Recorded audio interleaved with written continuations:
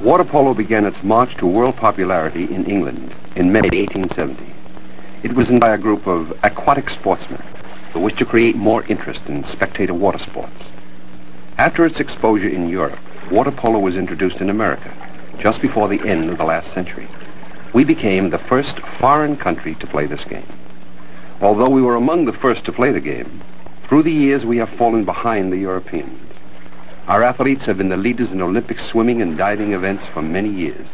Yet in water polo, we have dropped from 4th place in 1952 to an unranked position in 1964. But our concern is not with the past, but the present, the future. The task to develop a positive program on the national level was given to the U.S. Olympic Water Polo Development Committee. This film was made in conjunction with this committee for the express purpose of furthering the development of water polo in the United States. It will provide schools, clubs, coaches, and players with a needed audiovisual aid to illustrate the basic fundamentals of this sport. The cast includes some of the finest coaches and players in America, including several Olympians. I'm Burt Lancaster. This is U.S. Water Polo. Swimming for water polo differs from competitive swimming. Here is UCLA's coach, Bob Horn, to describe the action. In water polo, the crawl stroke is used more than any other stroke. Players must keep their head and shoulders high out of the water and look swim. This position causes the legs to sink and the body position is at a much greater angle to the water surface. It requires the leg to bend more at the knee. In the dribble, the ball rides the wave in the trough created by the swimmer. The head and shoulders are held high with the back arched to allow the dribbler to see over the ball. This position also discourages the opponents from attempting a steal. The dribbler must be ready to pick up the ball for a pass or a shot any time.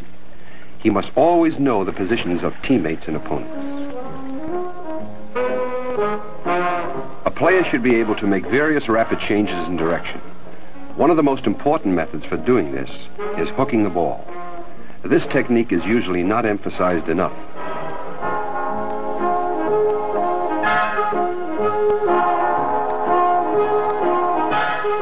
Hooking is a maneuver of off-centering the ball as an evasive tactic against a pressing opponent in order to get clear for a pass or shot.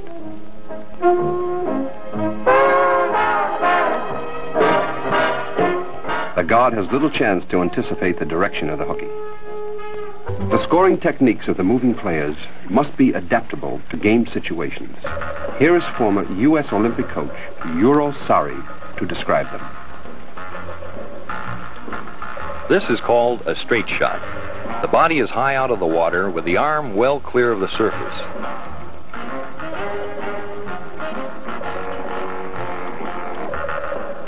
Note the cock position of the arm. The ball is not behind the player, but above his shoulder.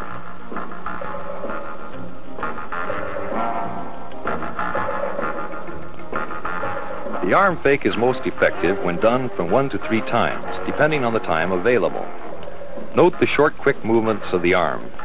Too many fakes permit the goalie to recover from the initial fake.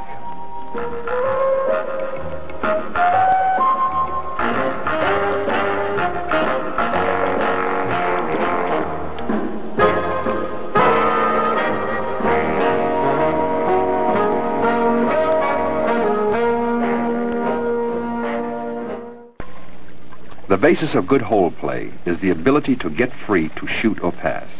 The center forward is most effective when he is not sitting. The hold man who chooses to sit has a difficult time getting positioned, since the guard can cover him like an octopus.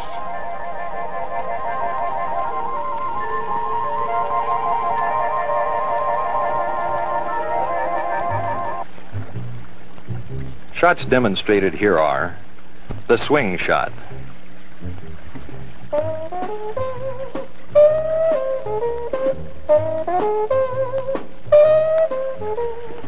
the rollover. Here the shooter moves away from his opponent and rolls to his back with the ball in his hand and scores. The backhand.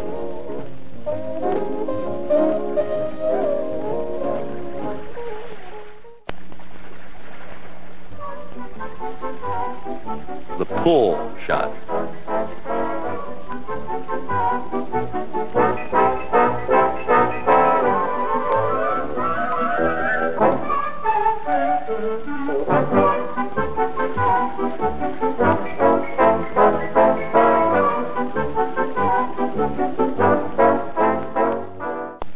Since water polo is a team sport, group sessions are used to discuss correct team tactics.